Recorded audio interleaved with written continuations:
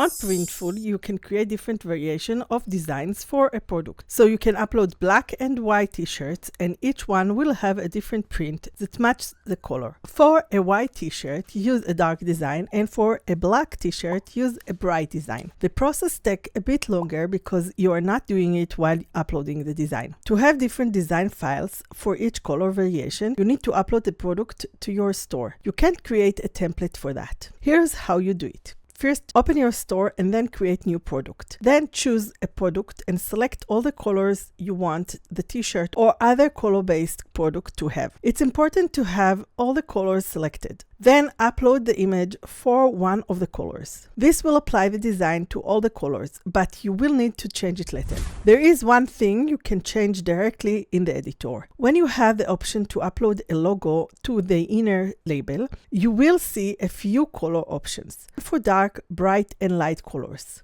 These are for different color groups. To start the inner label, click on it. Then you have some templates to choose from that include product care, detailed, and product size. There is also space for your logo. Not all products have an inner label, but for those that do, you can follow the same steps. When you upload a logo to one color group, you need to upload a different logo or the same one to the others. You can click on each color group and upload a different logo for each, or you can click on the color you already uploaded and apply it to all the colors in the group by clicking on the copy design. If you want to upload different designs to different parts of the product, so it will create different variation that will be seen on white and black but have opposite color, you first need to finish uploading the product to your store. After adding all the design placement to the product for one color, move on to adding the mockup, product selling detail, and pricing. Then publish it to your store and wait for it to finish publishing.